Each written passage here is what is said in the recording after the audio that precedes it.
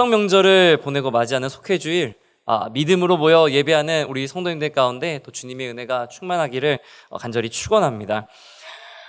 1930년에 이 하버드대 연구팀에서 행복한 삶에도 공식이 있을까? 이런 질문에 대한 해답을 찾기로 하고 그 해에, 그러니까 1930년에 하버드대에 입학한 2학년생 한 268명의 삶을 몇 년 동안 추적했냐면 72년을 추적했다고 합니다. 그러니까 신입생들의 거의 평생 어떻게 살았는지를 추적을 했는데 재밌는 사실은 이 프로젝트의 샘플로 선정된 이 268명 중에 누가 있었냐면 나중에 미국의 대통령이 되는 존 F 케네디도 포함이 되어 있었다고 합니다. 어쨌거나 그런 걸 떠나서 이 연구 결과가 어떻게 나타났을 것 같나요? 행복에도 공식이 있을까? 어떻게 생각하십니까? 있다고 생각하시나요?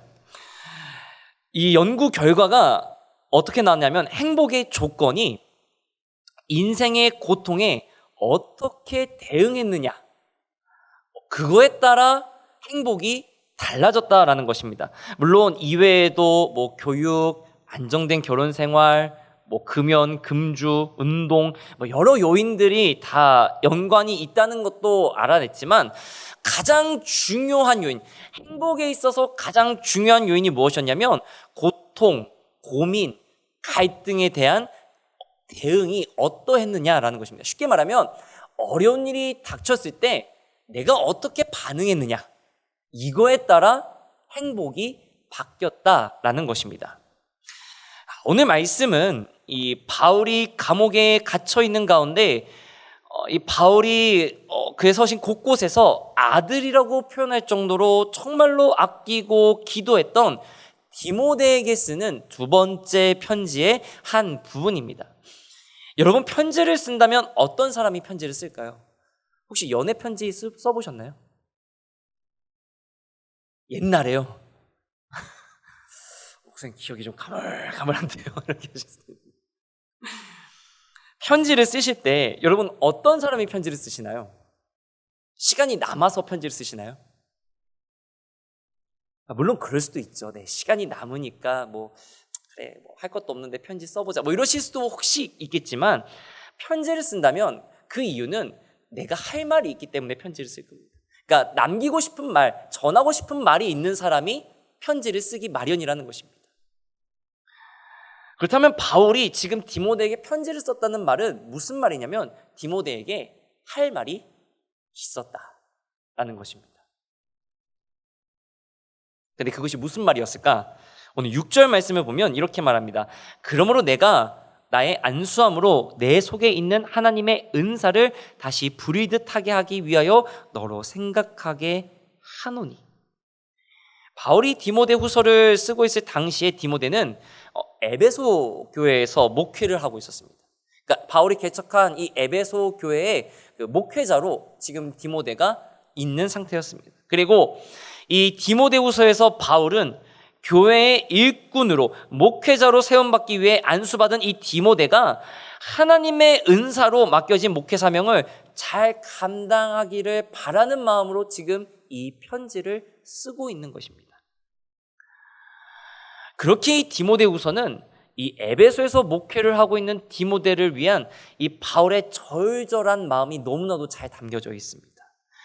그렇지만 사실 디모데후서에 나타나는 바울과 디모데 이 양쪽 모두 사실은 어찌 보면 한가롭게 보일 정도로 편지를 주고받을 수 있는 그런 상황은 사실은 아니었습니다. 그러니까 쉽게 말하면 편지가 오면은 또 편지 써주겠지, 또 이게 한가롭게 기다릴 수 있는 그런 여유가 있지는 않았다라는 것입니다. 그렇다면 바울과 디모데, 지금 어떤 상황 가운데 이 디모데 후서를 쓰고 있었을까요?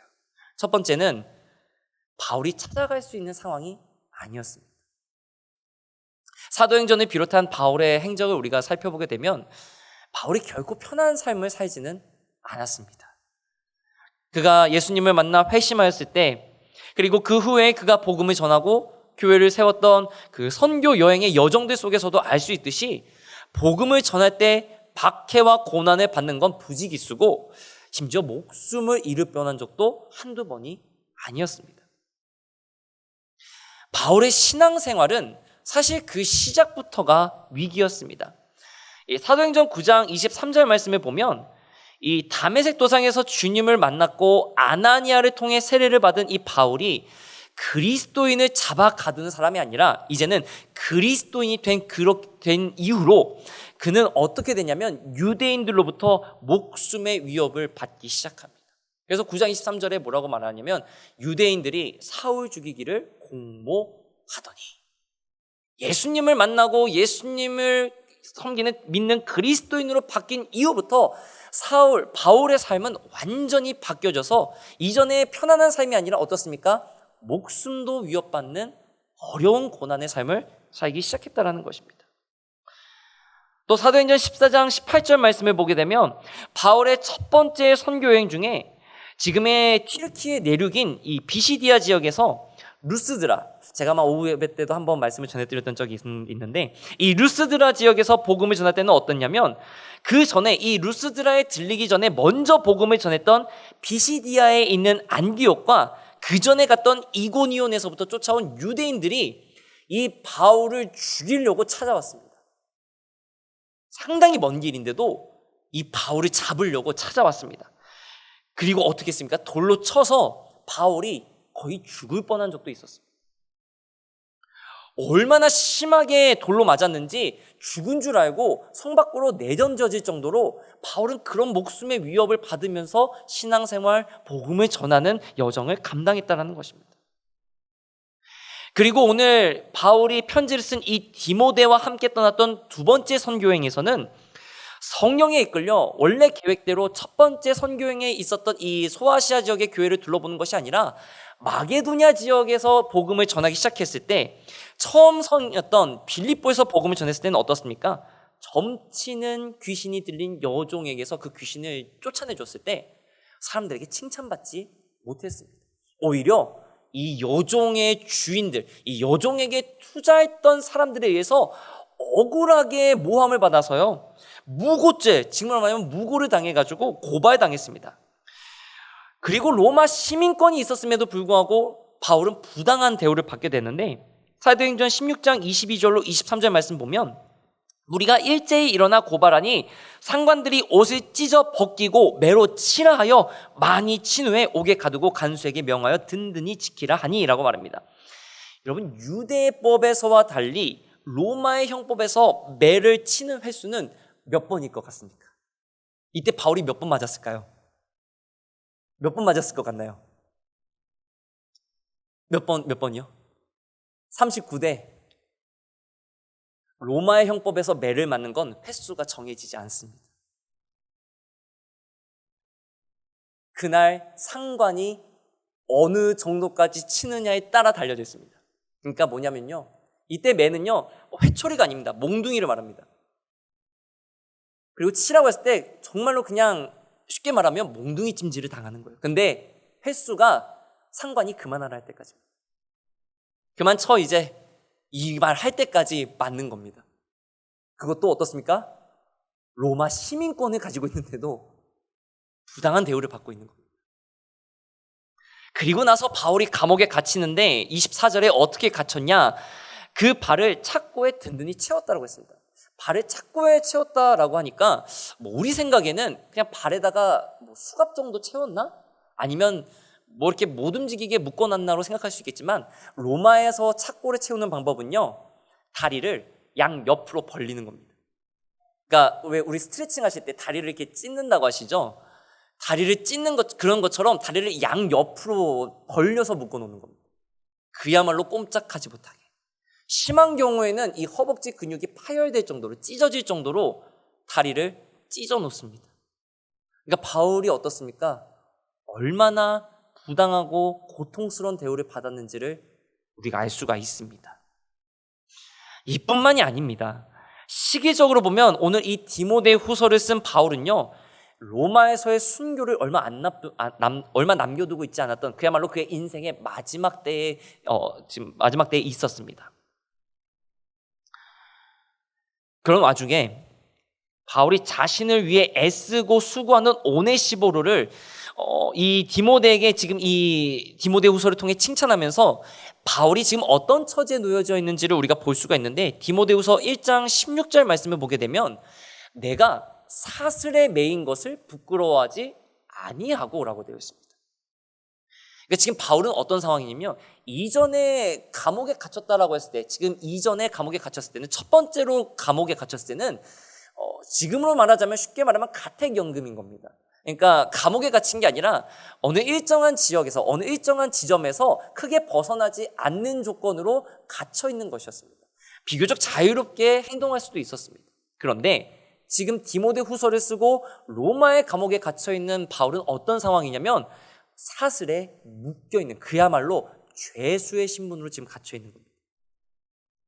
또 그 뒤에 17절 말씀에 보면요, 로마에 있을 때에 나를 부지런히 찾아와 만났다라고 지금 말합니다.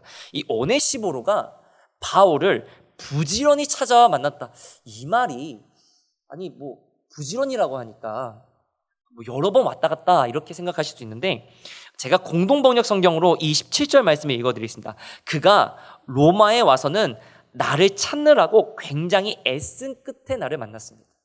그러니까 뭐냐면요, 바울이 어디 갇혀 있는지를 알 수가 없었던 겁니다.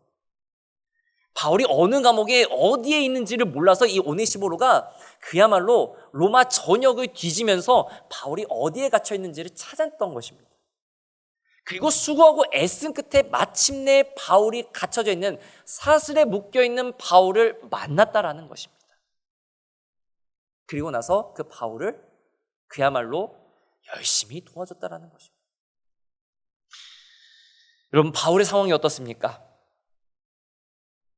한가롭게 편지를 쓸 겨를이 될까요? 사슬에 묶여 있는 그가 편지를 쓸 여유가 있었을까요? 바울의 상황은 사실 도저히 안녕하지 못한 상황입니다. 편지를 쓸 겨를도 사실은 없었던 그런 상황입니다. 그런데 그런 와중에도 바울은 지금 자신의 영적 아들, 자신의 뒤를 이을, 그리고 앞으로 뒤에서 복음을 전해야 될 이 디모데에게 편지를 쓰고 있었다라는 것입니다. 소중한 경육교회 성도님 여러분, 세상의 말 중에 조강지처라는 말이 있습니다. 알고 계신가요? 조강지처. 뭐 유행가 중에도 이런 노래가 있더라고요. 조강지처가 좋더라. 뭐 이런 노래가 뭐 이런 노래가 있더라고요. 이게 말이 뜻이 지게미와 쌀겨로 끼니를 이을 때, 그러니까 정말로 어려울 때 같이 지낸 아내,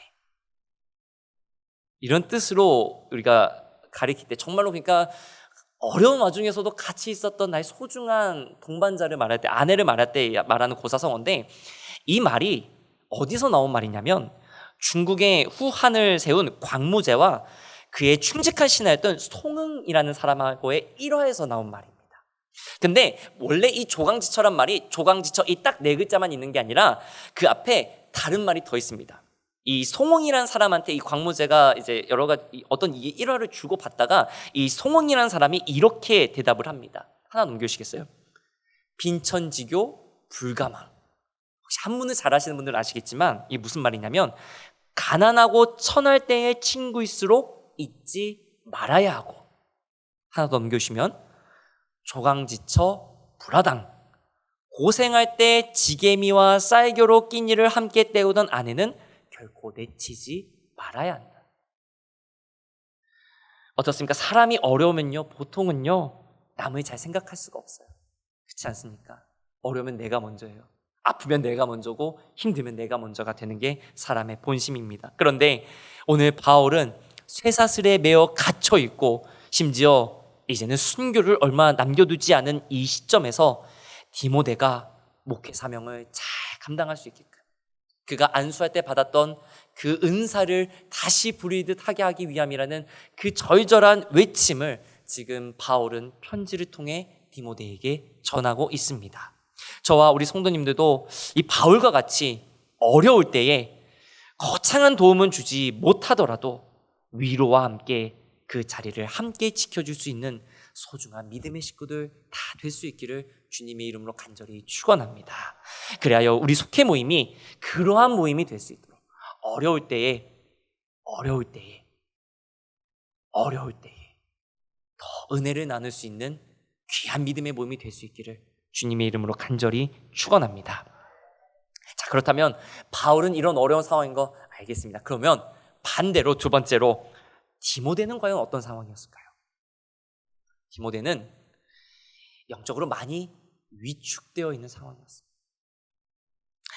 우리가 처음에 읽었던 디모데후서 1장 6절 말씀을 우리가 한 목소리로 다시 한번 읽어보겠습니다. 시작. 그러므로 내가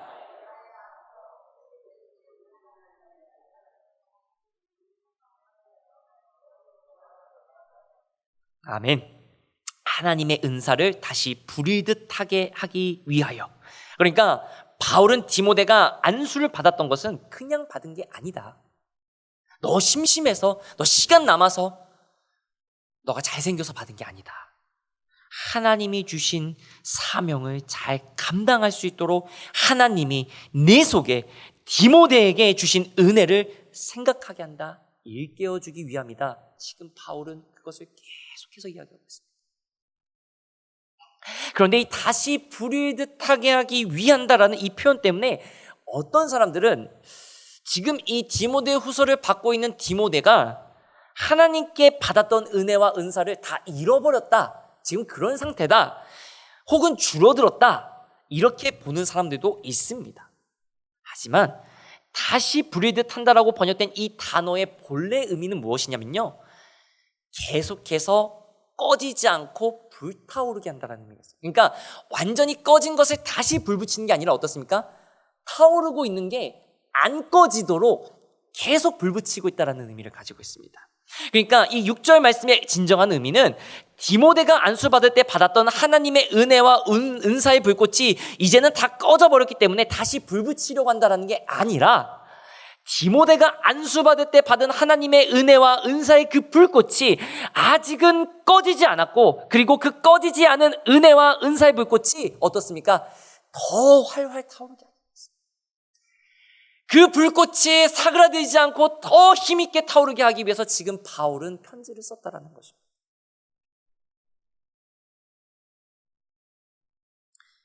제가 중학교 1학년 때 여름 수련회를 저기 덕적도라는 섬으로 간 적이 있습니다. 덕적도 아십니까 혹시?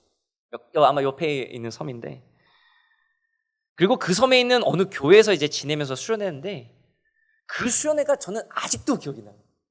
한 20년도 더 넘게 지났는데 아직도 기억이 나요. 근데 왜 기억나냐면 뭐 교회가 예뻐서, 뭐 교회가 시설이 좋아서. 시설이 뭐가 좋아요? 그때는 다 그냥 다 뭐 수련회 하려고 하면은 짐 다 들고 갔어야 되는데요. 그 수련회가 기억에 남는 이유가 뭐 예뻐서 그런 게 아니라 너무 힘들었는데 재밌어서 너무 힘들었는데 재밌어서 기억이 납니다. 그 기억나는 것 중에 하나가 뭐냐면요, 학생부 전체가 이 바닷가 가서 이제 물놀이를 하고 고기를 구워 먹으려고 했었어요. 이게 계획이 그거였는데, 고기를 구워 먹으려면 보통 뭐 불판이나 뭐 불스타를 가져가잖아요. 근데 그때 계획은 아니다. 우리가 자연 친화적으로 바닷가에 있는 돌을 가지고 불을 피워서 우리가 고기를 구워 먹자. 근데 호기롭게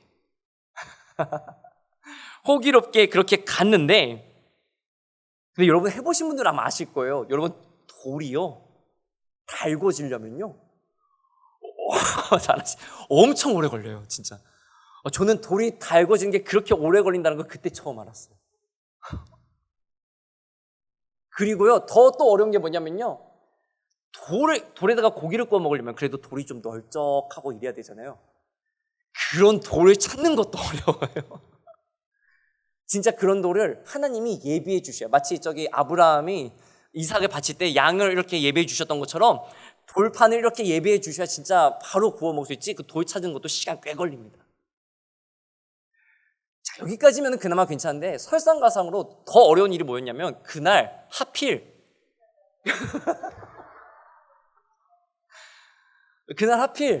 태풍이 올라오고 있었어요.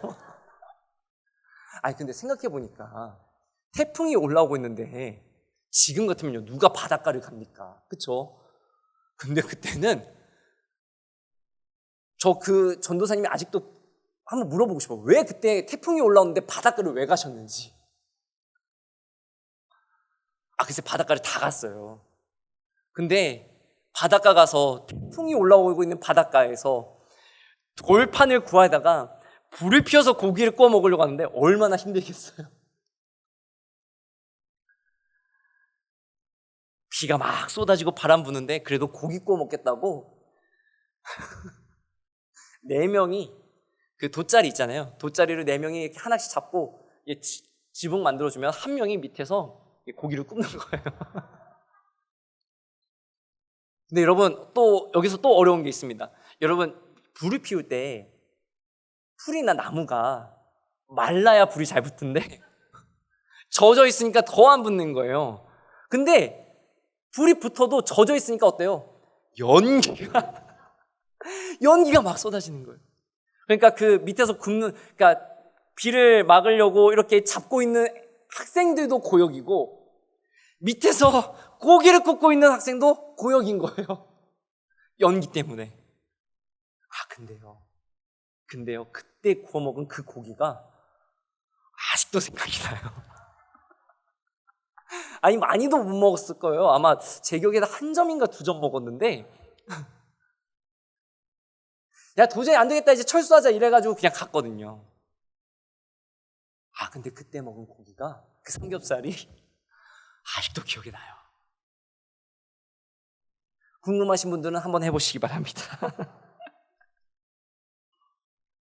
마치 오늘 바울이요, 디모데의 마음속에 있는 그 하나님의 은혜의 불꽃, 목회 사명 감당할 수 있도록 하나님이 보신 그 은혜의 불꽃이 사그라들거나 꺼지지 않고 계속해서 타올라 디모데를 휘감아 이끌고 갈 수 있도록, 비록 어려운 가운데 있는 위축되어 있는 이 디모데가 그래도 처음 안수 받았을 때, 네가 목회자로 세움 받았을 때 그 사명을 잊지 말고 잘 감당할 수 있도록, 끝까지 붙잡을 수 있도록 하기 위해 오늘 바울은 이 편지를 썼다는 것입니다. 어떤 가운데서도요, 쇠사슬에 매여 있는 상황이죠.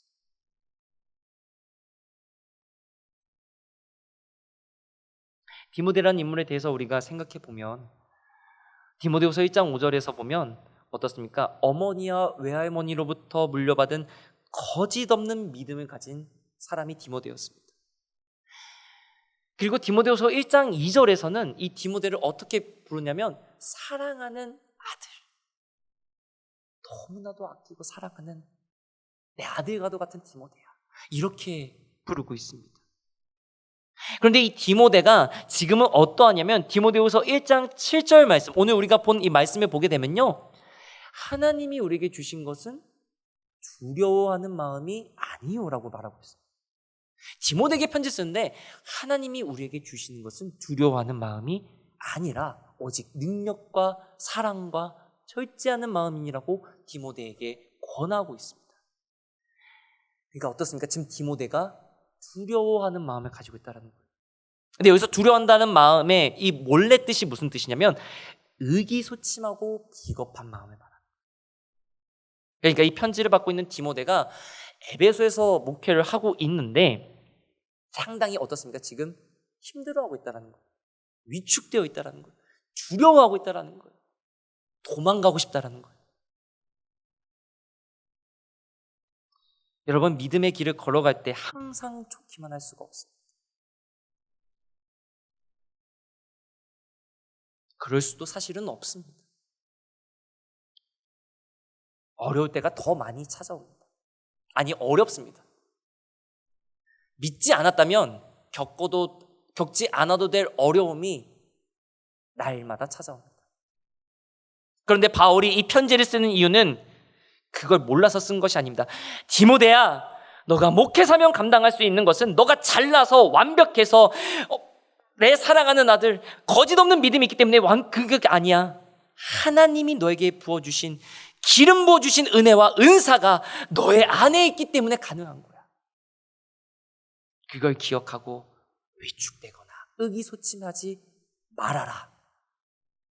지금 바울은 디모데에게 강권적으로 이야기하고 있는 것입니다.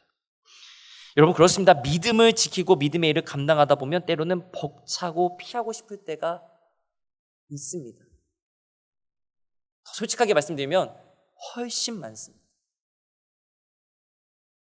그러나 오늘 디모데에게 바울이 권면한 이 말씀을 통해서 하나님이 우리에게 주시는 마음은 두려워하고 피하고 숨게 만드는 마음이 아니라 주님 주시는 능력과 사랑과 절제하는 마음, 즉 우리에게 주어진 은혜요, 은사로 우리가 감당하는 것임을 기억하시고, 비록 힘든 때도 있지만, 더 많지만 주님의 인도하심 따라 이겨낼 수 있는 저와 우리 성도님들, 그리고 속회 모임 되실 수 있기를 주님의 이름으로 간절히 축원합니다.